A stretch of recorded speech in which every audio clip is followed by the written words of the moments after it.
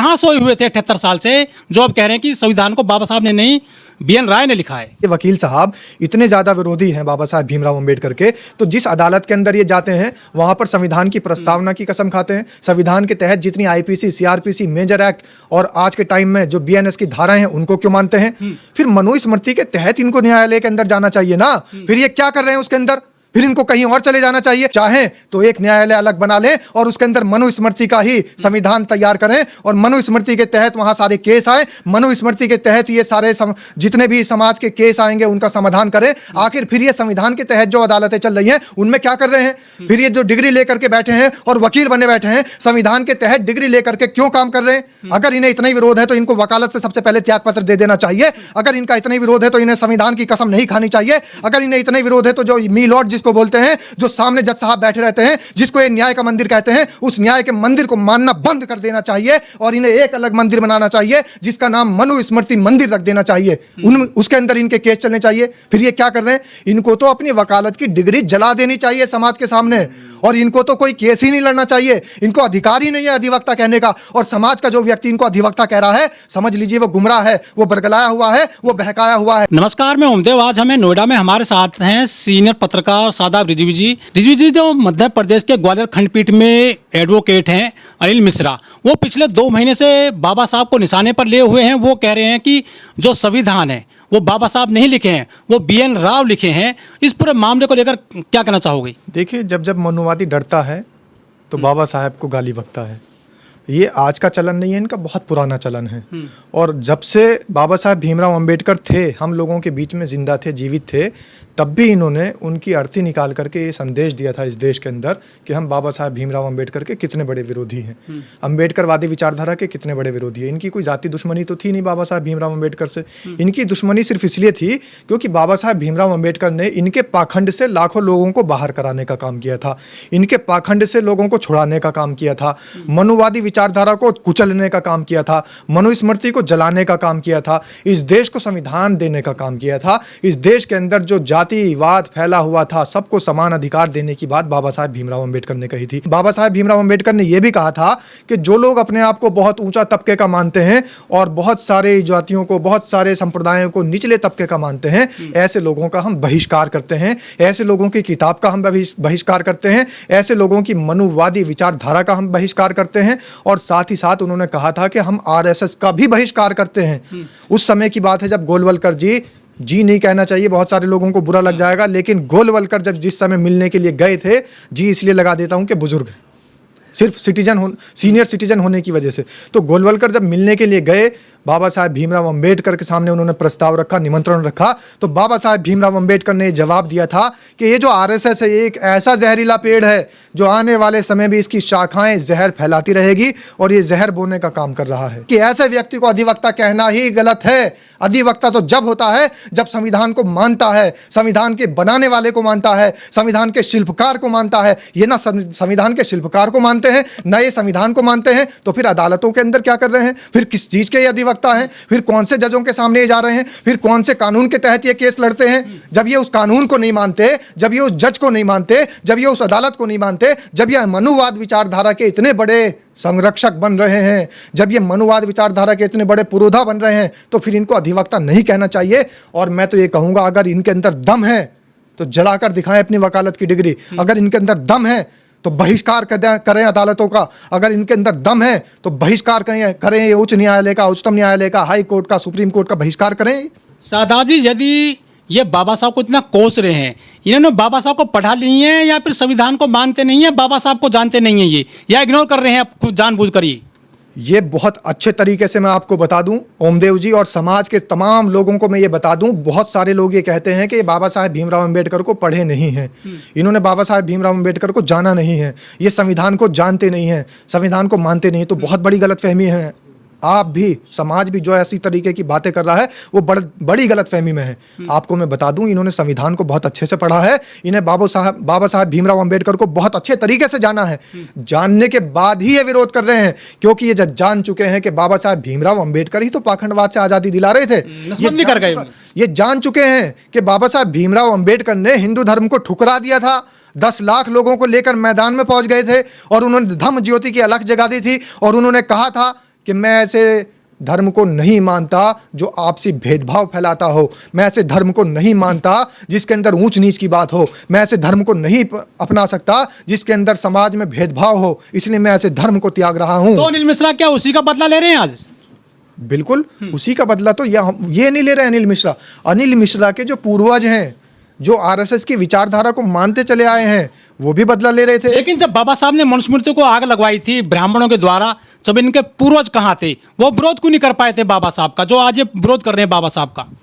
उस समय भी विरोध करा था, मैंने आपको बताया 1927 में भी विरोध हुआ था बाबा साहब भीमराव अंबेडकर का, अर्थी निकाल दी गई थी। तो बहुत बुद्धिमान रहे होंगे इनके बुजुर्ग, लेकिन जो आज ये विरोध कर रहे हैं तो इनके बुजुर्ग जो विरोध नहीं कर पाए कायदे से, जो बाबा साहब का जो है पूरा गुणगान है पूरे देश में, तो ये क्या कामयाब हो पाएंगे इस विरोध में? देखिए, मैं आपको बता दूं कि उस समय भी विरोध हुआ था, आज भी विरोध हो रहा है और ये विरोध चलता रहेगा, क्योंकि लड़ाई है संविधान बनाम। इनमें चाबी कौन भरा अनिल मिश्रा में? क्या पॉलिटिकल इशू हो सकता है कोई? ये चाबी भरने वाले मैं तो पहले ही खोल चुका हूं बात, मैं किसी से डरता नहीं हूं, क्योंकि मेरे पास में बाबा साहब भीमराव अंबेडकर के बनाए हुए संविधान की ताकत है। और मैं पहले ही बता चुका हूं कि इनके अंदर चाबी भरने का काम वही कर रहे हैं जो गोलवलकर बाबा साहब भीमराव अंबेडकर से मिलने गए थे।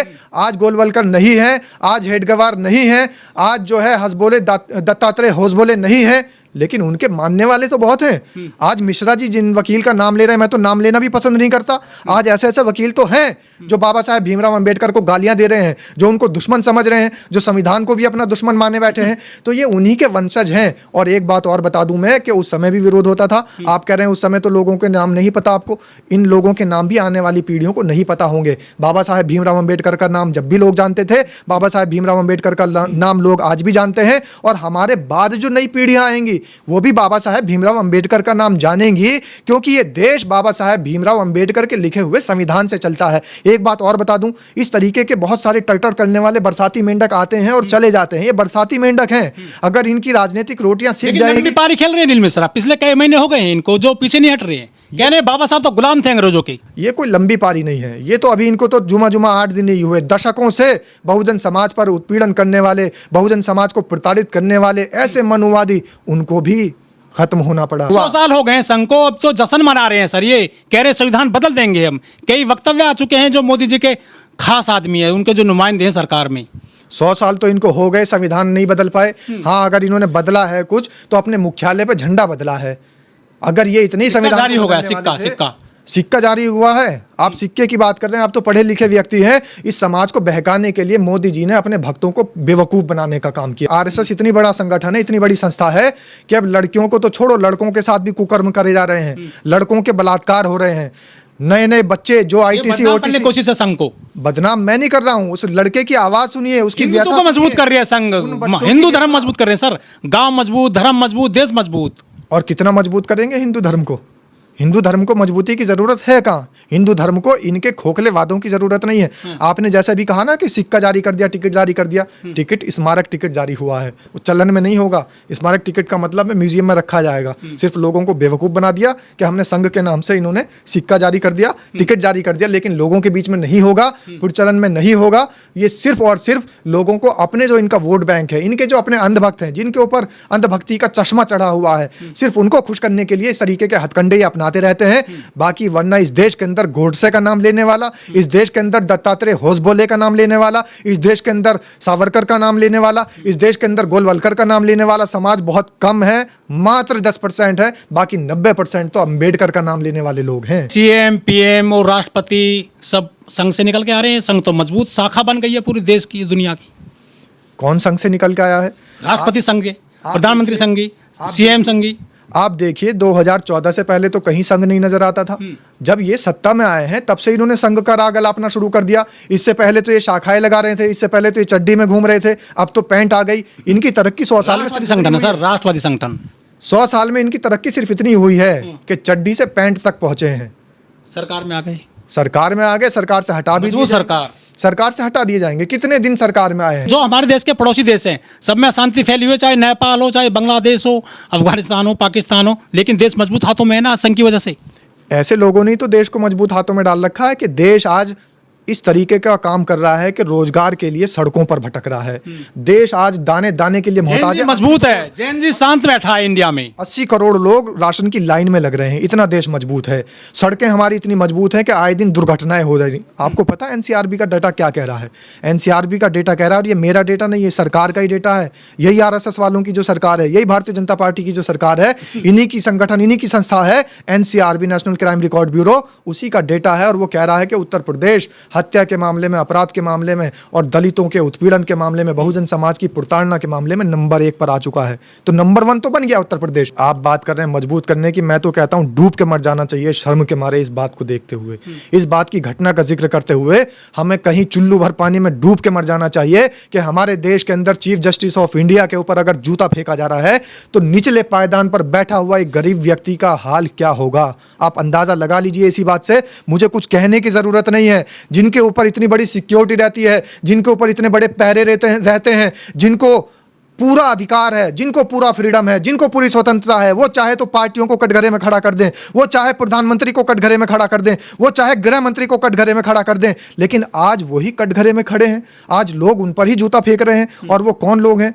वो जो सिर्फ और सिर्फ आस्था को ऊपर रखते हैं, संविधान को नीचे रखते हैं। सपने में भगवान आए थे उनके, भगवान के जो सपनों में जिनके भगवान आते हैं वही लोग हैं। उनकी पहचान बताने की जरूरत नहीं है। नरेंद्र मोदी जी कहते हैं कि कपड़ों से पहचान कर लीजिए, फलाना से पहचान कर लीजिए, ढिमाका से पहचान कर लीजिए। लेकिन मैं तो ये कहता हूं कि पहचान करने की जरूरत नहीं है। जिनके सपनों में भगवान आते हैं तो समझ जाइए मनुवादी है। जिनके सपनों के अंदर कुकर्म आते हैं कि बच्चों के साथ कुकर्म कैसे करना है, वो मनुवादी है। जो लड़कियों की इस्मत लूटने का काम करते हैं, समझ लीजिए मनुवादी है। जो कि हमारे संसद के सदस्यों के घरों पर बुलडोजर चलाने का काम करते हो, समझ लीजिए मनुवादी है। जो हमारे पिक्चर हॉल को इस वजह से जला देते हो कि वो सच्चाई दिखाने वाली पिक्चर लगा रहे हैं अपने पर्दे पर, समझ लीजिए मनुवादी है। जो इस देश के अंदर लिंचिंग कर रहे हो और जय एसआर का नारा दे रहे हो, समझ लीजिए मनुवादी है। जिनकी गाड़ियों पर आक्रामक बजरंग बली की तस्वीर लगती है और बजरंग बली जो कि लोगों का सहयोग करते थे, लेकिन बजरंग बली की तस्वीर लगाकर लोगों का अगर मारने का काम कर रहे हो तो समझ लीजिए मनुवादी है। तो इनकी पहचान करने की जरूरत नहीं है। इनकी एक साफ तौर पर इस देश के अंदर पहचान बन चुकी है